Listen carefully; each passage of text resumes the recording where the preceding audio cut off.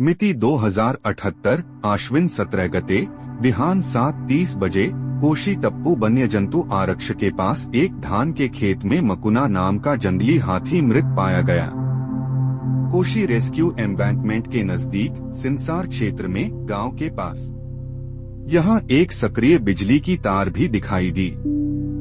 Postmortem में कोई बाहरी चोट नहीं मिली, लेकिन स्थानीय लोगों ने धान खेतों को सुरक्षित रखने के लिए जो इलेक्ट्रिक फेंस लगाया था उसी को छूने से मकुना को जोरदार बिजली का झटका लगा और उसकी मौत हो गई। यह नेपाल का कोशी टप्पू है, जहां इंसानों और हाथियों को साथ साथ रहना सीखना पड़ा। लेकिन यहाँ एक हाथी मकुना की मौत ने सभी को सोचने पर मजबूर कर दिया।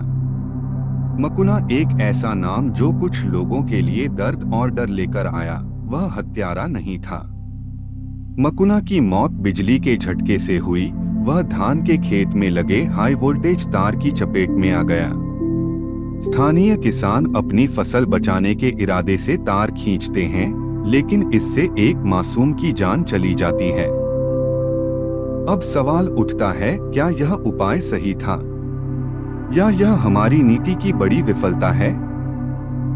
स्थानीय लोगों ने मकुना को पागल हाथी कहना शुरू कर दिया, क्योंकि मकुना जहां भी जाता था उसके आक्रामक व्यवहार से जानमाल का नुकसान होता था।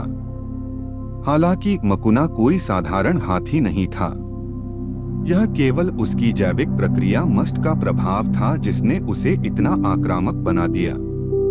मकुना तो बस एक उदाहरण था जो हमारी अज्ञानता का परिणाम था। इसके बावजूद मकुना के आतंक ने सभी को सोचने पर मजबूर कर दिया। 2 बार मकुना को डांट से मारा गया और रेडियो कॉलर लगाया गया, जिससे कुछ समय के लिए मकुना के आक्रमण को रोकने में मदद मिली। हालांकि यह दीर्घकालिक समाधान नहीं बन पाया। यह हमारे अव्यवस्थित और अधूरे वन्यजीव प्रबंधन का भी संकेत है। क्या हमने अन्य हाथियों के व्यवहार और समस्याओं को मकुना की तरह गंभीरता से लिया है? क्या हम उन्हें हल करने में पूरी तरह सक्षम हैं? यह घटना, मकुना की मौत, सिर्फ एक संकेत है। यह हमारे लिए एक चेतावनी है।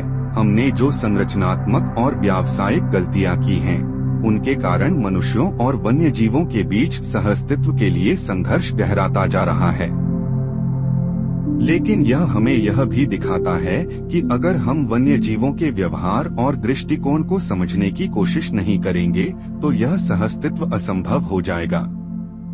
भविष्य में हमें ऐसे उपाय अपनाने होंगे जो हाथियों और मनुष्यों के सहअस्तित्व को सुनिश्चित कर सकें। क्या हम इसका समाधान खोज पाएंगे? यह सिर्फ समय की बात है।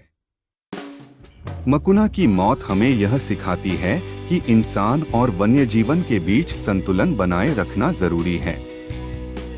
ऐसे और कहानियों के लिए हमारे चैनल को सब्सक्राइब कीजिए और बेल आइकन दबाइए।